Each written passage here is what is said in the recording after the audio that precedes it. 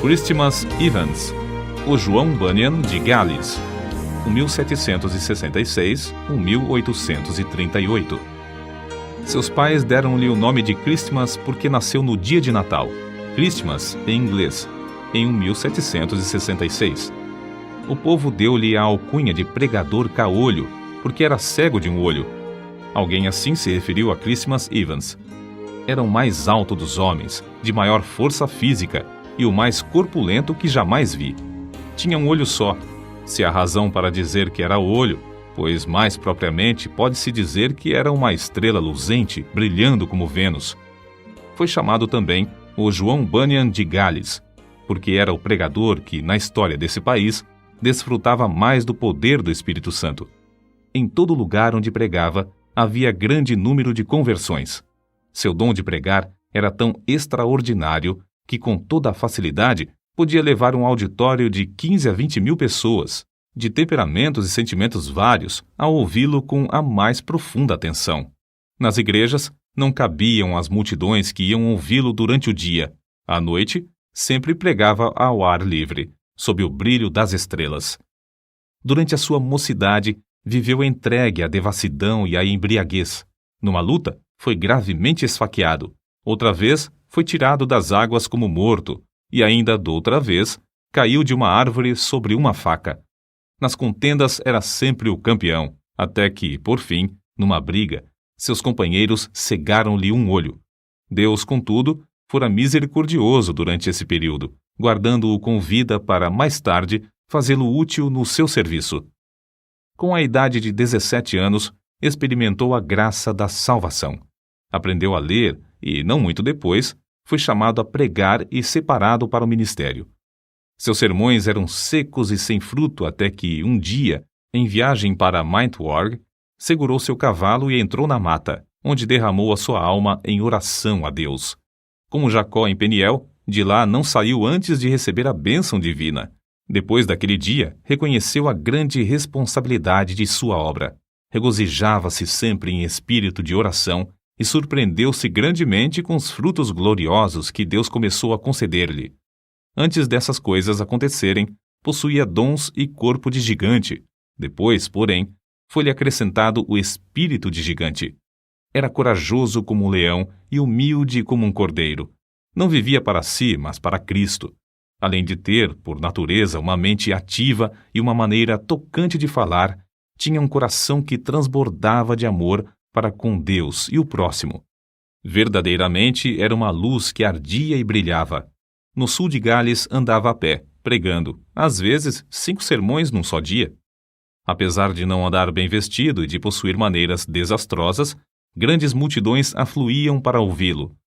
Vivificado com o fogo celestial, subia em espírito como se tivesse asas de anjo e quase sempre levara o auditório consigo.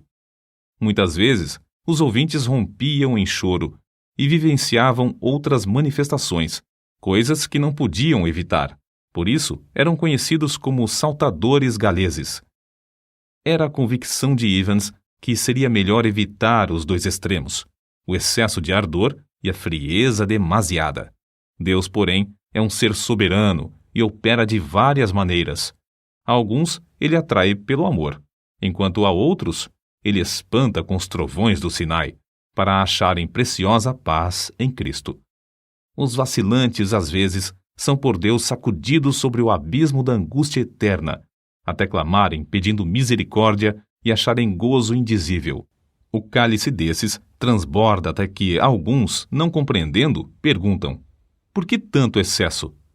Acerca da censura que faziam aos cultos, Evans escreveu: admiro-me de que o gênio mau, chamando-se o anjo da ordem, queira experimentar tornar tudo na adoração a Deus em coisa tão seca como o Monte Gilboa.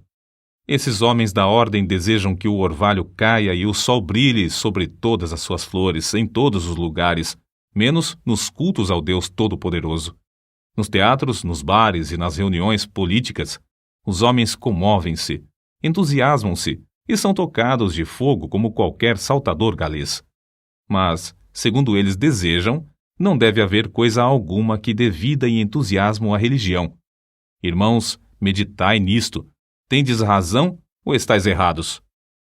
Conta-se que, em certo lugar, havia 3 pregadores para falar, sendo Evans o último. Era um dia de muito calor.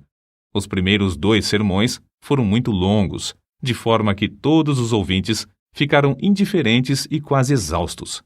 Porém, depois de Evans haver pregado cerca de 15 minutos sobre a misericórdia de Deus, tal qual se vê na parábola do filho pródigo, centenas dos que estavam sentados na relva, repentinamente, ficaram em pé.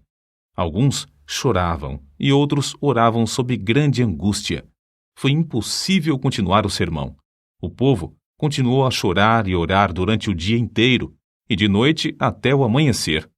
Na ilha de Anglesey, porém, Evans teve de enfrentar certa doutrina chefiada por um orador eloquente e instruído. Na luta contra o erro dessa seita, começou a esfriar espiritualmente. Depois de alguns anos, não mais possuía o espírito de oração nem o gozo da vida cristã. Mas ele mesmo descreveu como buscou e recebeu de novo a unção do poder divino, que fez a sua alma abrasar-se ainda mais do que antes. Não podia continuar com o meu coração frio para com Cristo, sua expiação e a obra de seu Espírito. Não suportava o coração frio no púlpito, na oração particular e no estudo, especialmente quando me lembrava de que, durante 15 anos, o meu coração se abrasava como se eu andasse com Jesus no caminho de Emaús. Chegou o dia, por fim, que nunca mais esquecerei. Na estrada de Dowdley, senti-me obrigado a orar, apesar de ter o coração endurecido e carnal. Depois de começar a suplicar, senti como que pesados grilhões que caíssem e como que montanhas de gelo se derretessem dentro de mim. Com esta manifestação, aumentou em mim a certeza de haver recebido a promessa do Espírito Santo. Parecia-me que meu espírito inteiro fora solto de uma prisão prolongada, ou como se estivesse saindo do túmulo num inverno muitíssimo frio. Correram-me abundantemente as lágrimas, e fui constrangido a clamar e pedir a Deus o gozo da sua salvação, e que ele visitasse de novo as igrejas de Anglesey, que estavam sob meus cuidados. Tudo entreguei nas mãos de Cristo. No culto seguinte, senti-me como que removido da região estéril e frígida de gelo espiritual para as terras agradáveis das promessas de Deus. Recomecei, então, os primeiros combates em oração, sentindo um forte anelo pela conversão de pecadores, tal como tinha sentido em Lane. Apoderei-me da promessa de Deus. O resultado foi que vi, ao voltar a casa, o Espírito operar nos irmãos de Anglesey, dando-lhes o espírito de oração com importunação. O grande avivamento vivido pelo pregador contagiou o povo em todos os lugares da ilha de Anglesey e em todo o Principado de Gales. A convicção de pecado, como grandes enchentes, passava sobre os auditórios. O poder do Espírito Santo operava até o povo chorar e dançar de alegria. Um dos que assistiram ao seu famoso sermão sobre o endemoniado gadareno conta que Evans retratou tão fielmente a cena do livramento do pobre endemoniado, a admiração do povo ao vê-lo liberto, o gozo da esposa e dos filhos quando voltou a casa, curado, que o auditório rompeu em grande riso e choro. Alguém assim se expressou. O lugar tornou-se um verdadeiro boquim de choro. Juízes, capítulo 2, versículos 1 ao 5. Outro ainda disse que o auditório ficou como os habitantes de uma cidade abalada por um terremoto, correndo por fora, prostrando-se em terra e clamando a Deus. Não semeava pouco, portanto colhia abundantemente. Ao ver a abundância da colheita, sentia seu zelo arder de novo, seu amor aumentar, e era levado a trabalhar ainda mais. A sua firme convicção era de que nem a melhor pessoa pode salvar-se sem a operação do Espírito Santo, e nem o coração mais rebelde pode resistir ao poder do mesmo Espírito. Evans sempre tinha um alvo quando lutava em oração. Firmava-se nas promessas de Deus, suplicando com a persistência de quem não pode desistir antes de receber. Dizia que a parte mais gloriosa do ministério do pregador era o fato de agradecer a Deus pela operação do Espírito Santo na conversão dos pecadores. Como vigia fiel, não podia pensar em dormir enquanto a cidade se incendiava. Humilhava-se perante Deus, agonizando pela salvação de pecadores, e de boa vontade gastou suas forças físicas e mentais na fala de seu último sermão, sob o poder de Deus, como de costume. Ao findar, disse: "Este é meu último sermão." Os irmãos entenderam que se referira ao último sermão naquele lugar. Caiu doente, porém, na mesma noite. Na hora da sua morte, 3 dias depois, dirigiu-se ao pastor, seu hospedeiro, com estas palavras: "O meu gozo e consolação é que, depois de me ocupar na obra do santuário durante 53 anos, nunca me faltou sangue na bacia. Prega Cristo ao povo." Então, depois de cantar um hino, disse: "Adeus, adeus." E faleceu. A morte de Christmas Evans foi um dos eventos mais solenes de toda a história do Principado de Gales. Houve choro e pranto no país inteiro.